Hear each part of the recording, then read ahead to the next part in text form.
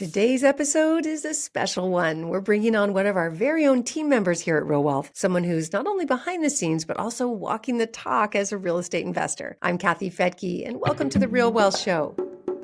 You're listening to the RealWealth Show with Kathy Fetke, the real estate investor's resource.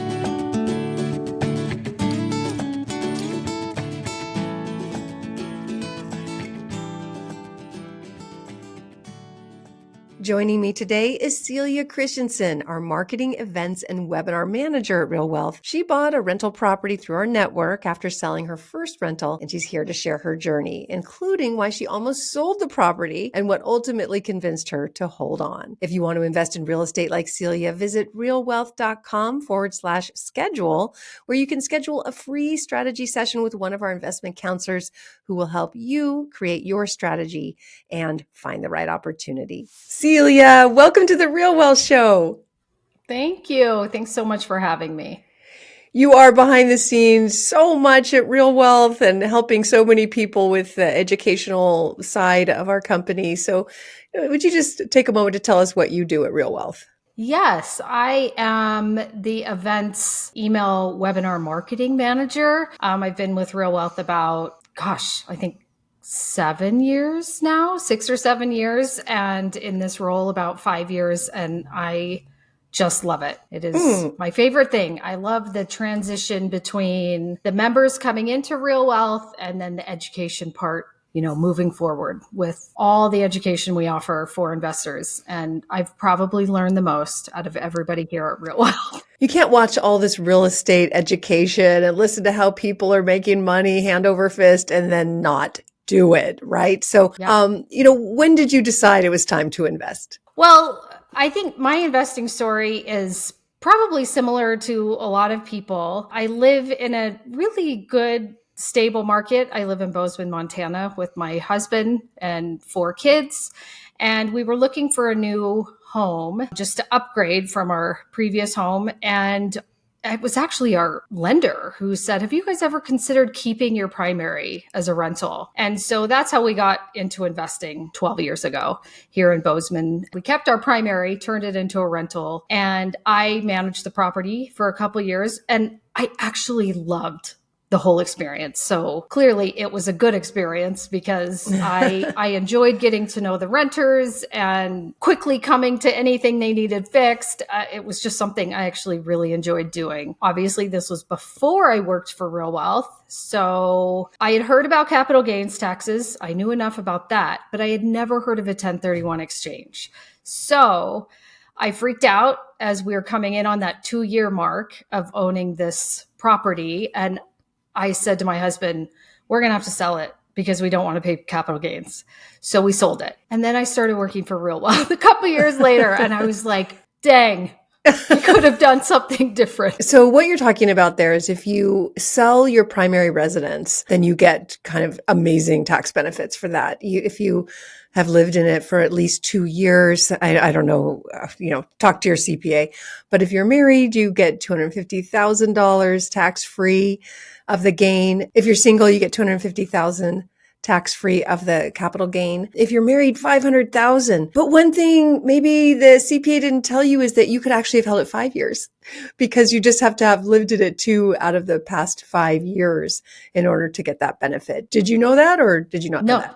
Oh, no, not know that. I didn't know it. So I just thought I was being a wise little steward of our assets and money. And I'm like, we are so smart. We're not paying capital gains, so we sold it. And you are smart because you kept that property. Just great advice for our listeners. Real estate is an expensive sport, right? It's really, yes, probably the biggest investment you'll ever make. So just take that minute to talk to your CPA to get information. Too often people are guessing or they give me advice and tell me something that is just completely wrong. I don't do anything without a CPA looking at it. I think that's a great point. That is one thing I've definitely learned in working here is the importance of working with CPAs, attorneys, lenders who understand real estate. It was my lender who brought up the idea of what if you used a bridge loan from this home and kept it as a rental property and used the bridge loan? So that was a great idea. However, our CPA was not a real estate investor. So he was like, yep, sign off. Yep, you won't have to pay capital gains.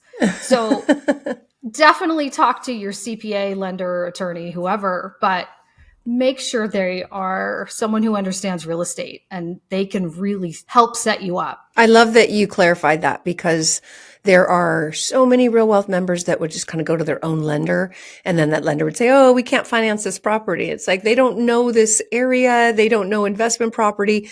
Same thing with CPAs. You just assume a CPA, they're certified, right? They should know everything. Right. And that's just not the case. There's so many things to specialize in when it comes to accounting. Make sure that your CPA either invests in real estate. And I would say that's the number one thing to look for, because nothing beats personal experience, but at least that they work with other real estate investors who are experienced. That's important too. And we do have a whole list of that at our website at realwealth.com. Okay. So after you came to Real Wealth and started working on the education side and alongside it learning as you went, what was your next step? When did you decide to go out and do it again? It took a couple years. And I think, again, this is a place where I think that maybe a lot of people can relate to. We work with, a whole spectrum of investors at Real Wealth. And it can be frustrating on my end, because then fast forward a couple of years, we earmarked the money we made when we sold our first rental for investing again. We believed in real estate. We were benefiting ourselves as homeowners, increasing every house we bought. So we knew that real estate worked as an investment, but things happen. Like I said, we have 4 kids, 2 dogs, tortoise, partridge in a pear tree. We have all the things. And so that earmarked money started shrinking as, life happens and our kids start growing and needing more than just food.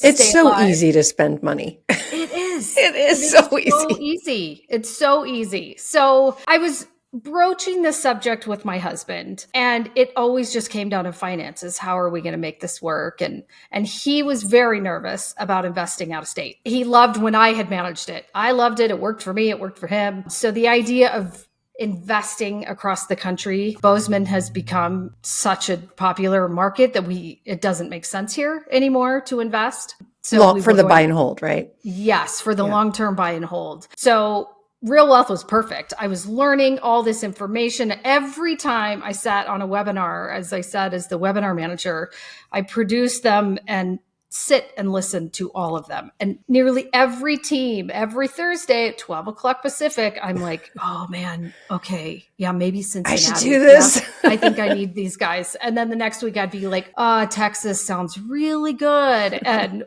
so for years, we kind of mulled that over. And what happened was eventually, I've just developed a relationship with some of the teams that we work with. And I got on the phone with one of them and I said, okay, here's where I am. We really want to get back into investing.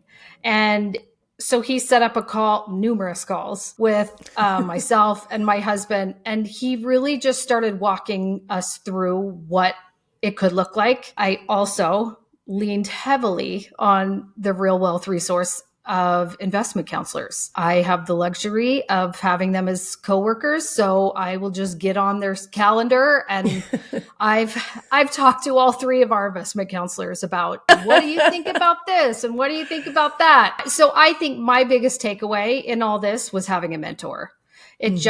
We are very conservative investors. We are in the stock market, and it was scary. It was so scary to take a chunk of change and hand it over. So really for me, I think the thing that made a difference for me, and I know for my husband as well, was the mentorship. Having someone that, number one, was doing this themselves, and number 2, who they didn't really have skin in the game. I mean, the team, yes, obviously, if I'm buying from them, they're making money, they're selling an asset to me.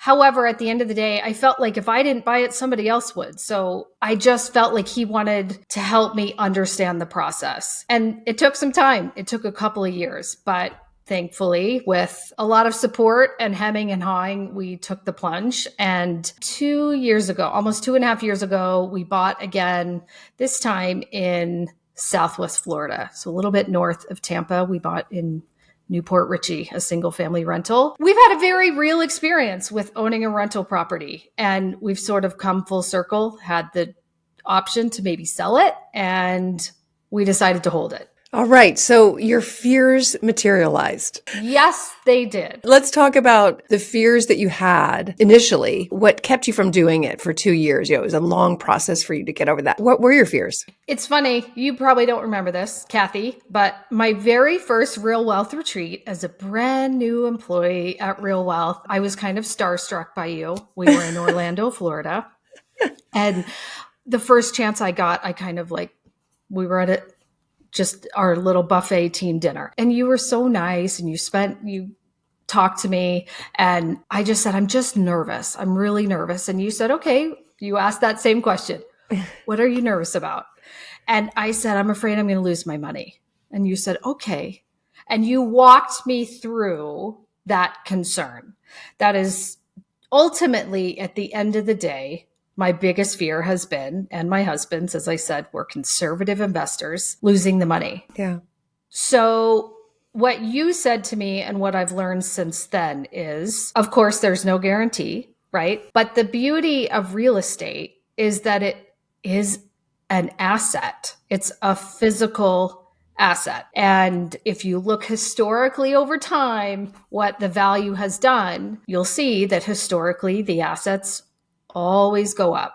Some slower in certain markets, some faster in other markets, and each one has its pros and cons. So you just need to assess your own risk tolerance. That's what we did. So I think that was the biggest one, is finally understanding that real estate has worked for us in terms of primary residences and it appreciating. So why will that not work in an investment? Why would it not? Yeah.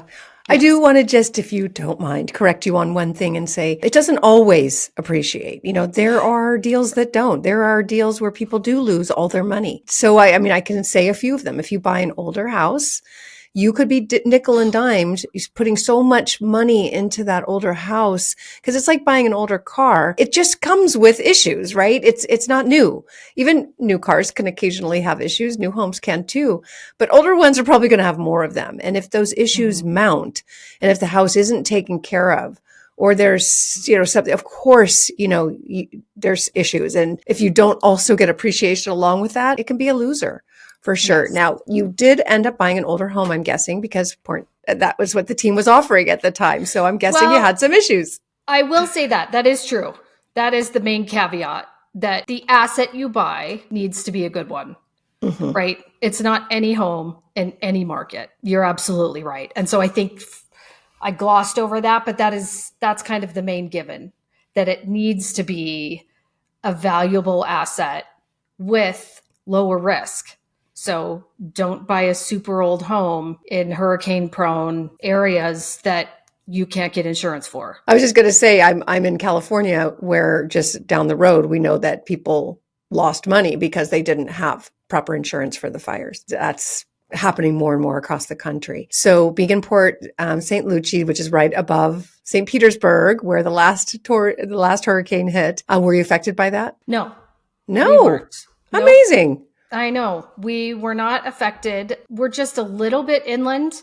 And to me, the elevation is funny because I live in Montana and we have real elevation. So when they talk about, oh, your home's on elevation, it's like, really? But it's Florida. It's Florida elevation, but it works. So yeah, right. The year we bought it, there were 2 major hurricanes that came through and we didn't hear a peep. Isn't that funny? And I bought through the same provider, and we are right in St. Petersburg in a very old house, and we weren't affected either. I think our fence blew down on the last one, but nothing major. And I think it's particularly because that team made sure we weren't in flood zones and was very much aware of that.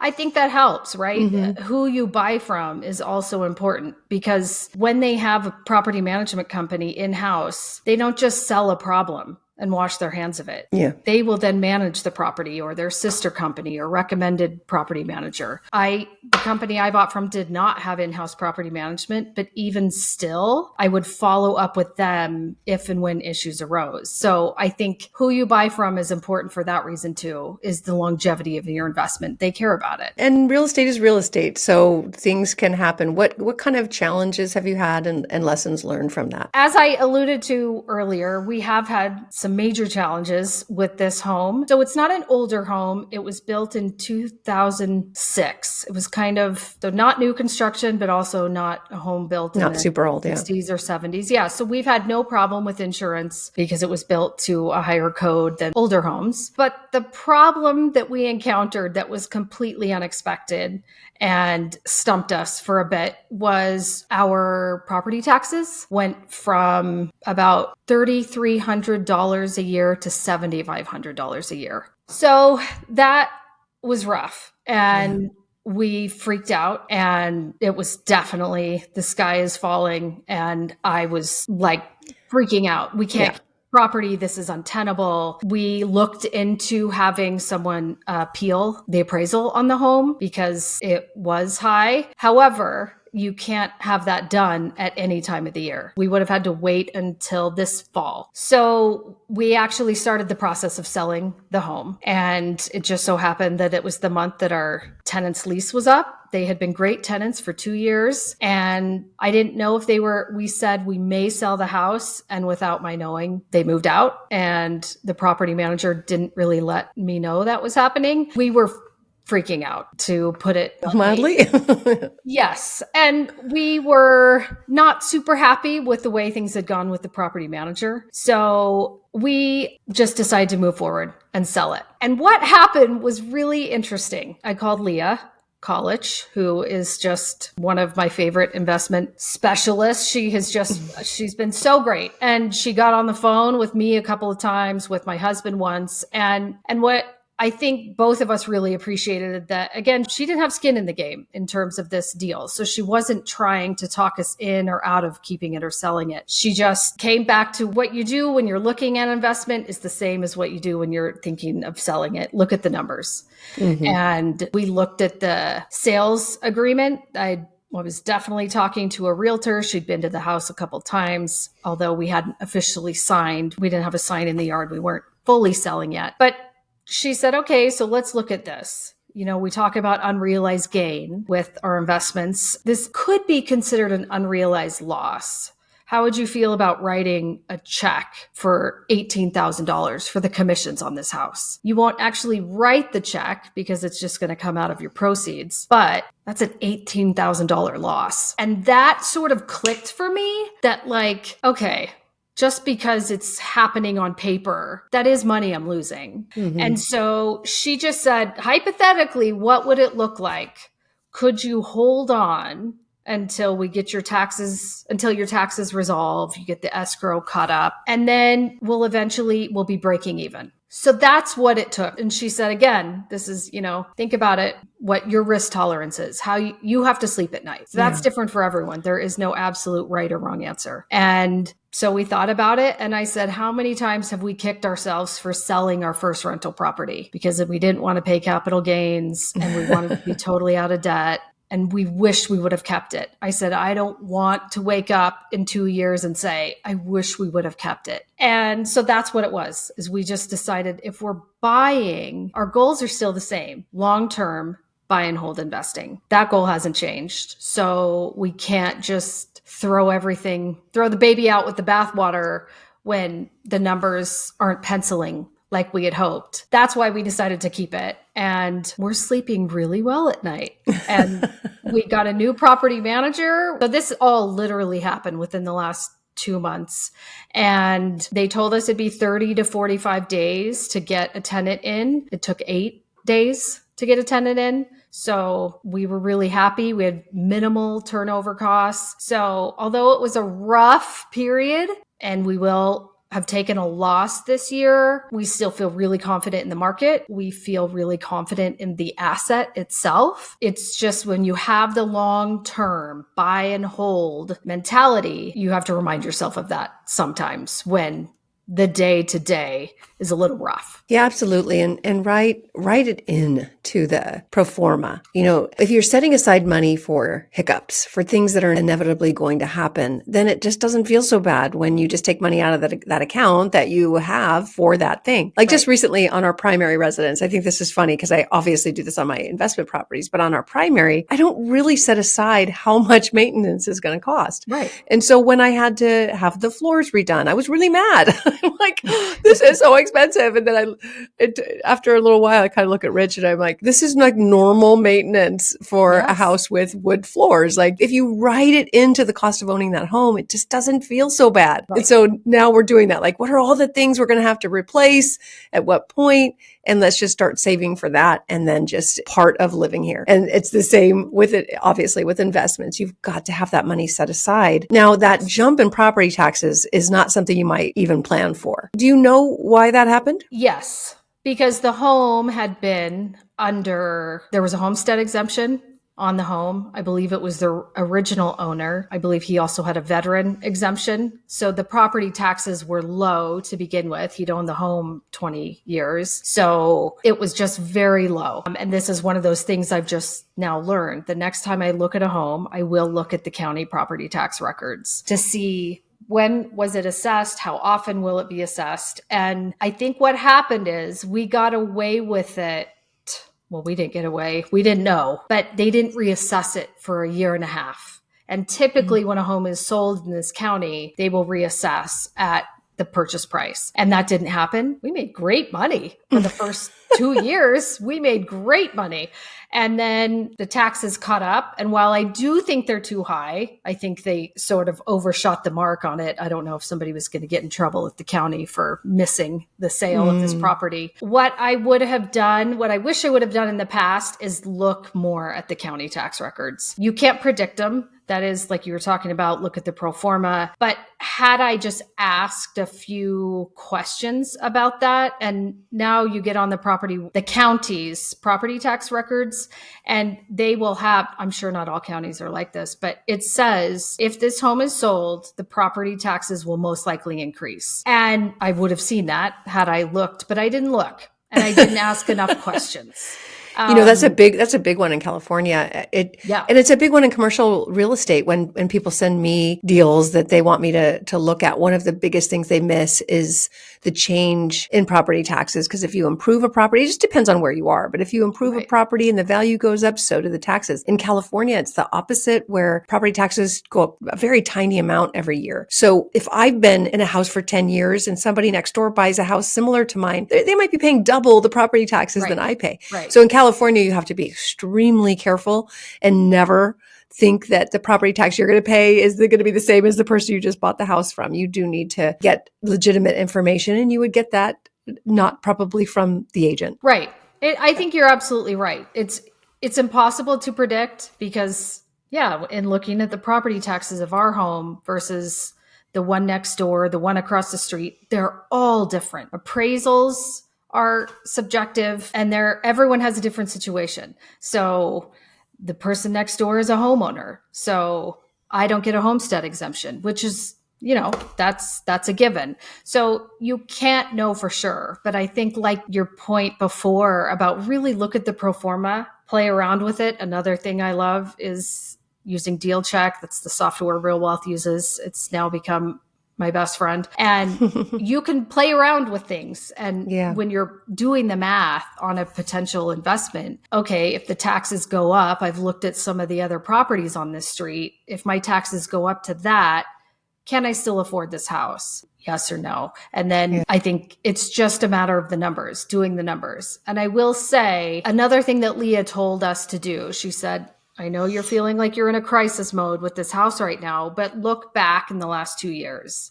And of course, once we did the math to see how it had all penciled out, we'd made quite a bit of money, not including any appreciation, unrealized gain. But we had made quite a bit of money, taxes, and just that cash flow from the very beginning. So I think this will all be a wash in a matter of 4 years or so, not 4 years total. So I think in 2 years, we'll be back to but then that, again, that's not including any appreciation. That to me is, I can't control that. So I'm just looking at the things that I can watch and know today. When you just look at buy and hold investing, you're borrowing the money to acquire the asset. You only have to put 20% down. Somebody else pays off your loan for you. And you get tax deductions. And over time, generally, especially if you're in a high growth area, the values will go up over time. It's the time factor that really creates wealth. So would you do it again? Yes, absolutely. I would buy the same property in the same location again, knowing what I know now.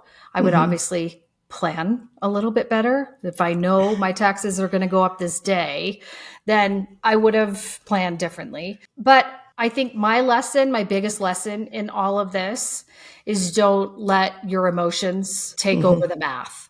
Yeah. And we see that a lot. Yeah. We even got kind of a nasty review and I'm like, wow, Leah, who you're talking about, she's like, this woman has made millions and millions and millions of dollars, has invested with us for like 20 years and managed to like not do the math and see that and gave a nasty review. And it was really a bummer. It really hurt actually a lot. Because she wasn't looking at the whole picture. Right. Yeah. And I think that's also for me, I have my husband and I, we have right now, we're also in a syndication, but that we think about in finance, that's completely separate from this. But in terms of real estate investing, buy and hold single family rentals, we have this one egg. So we have just one egg in one basket. So this one does well. We feel great. This one doesn't do well. We're like flipping the tables and like saying that real estate investing doesn't work, and that's not fair. I once heard one of the teams we work with say years ago, it is much easier to own 4, 5, 6, 7 rental properties than one. And we've definitely learned that lesson too. As you diversify and grow, when one has a problem, the others can kind of carry it. And eventually it balances out. So that was another mindset I needed to reframe. And I will say that the best news of all is that our goal is now to buy another investment property by the end of the year. Even with this year's snafu, we definitely haven't written it off, and we're going to have to get a little creative with our finances. Again, we don't have a ton of dispensable income. So people like us, we've got to get a little creative with 2 kids in college, 2 kids at home, but we're looking and we're talking to different people, talking to CPA lenders, because we understand that in the long term, it does benefit. You just have to do the math. Yeah. Well, with 4 kids, you probably need 4 properties at least.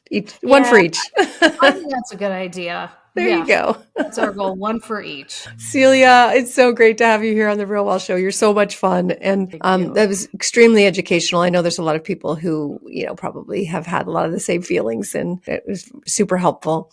And I also just want to thank you for the hard work that you do. Yes, you provide so much information to our members who can just binge on all of it, and it's free. And I know it takes you a lot of time and effort because you are a perfectionist. So thank you for your hard work. Celia, thank you so much for joining me here on the Real Wealth Show. Thank you, Kathy. It was my pleasure. I'm happy to speak with you.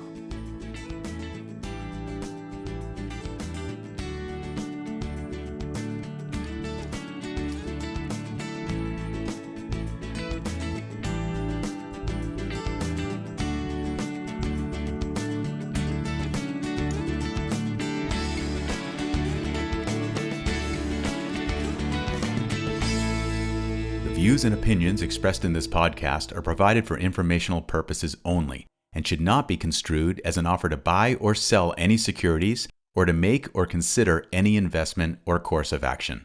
For more information, go to realwealthshow.com.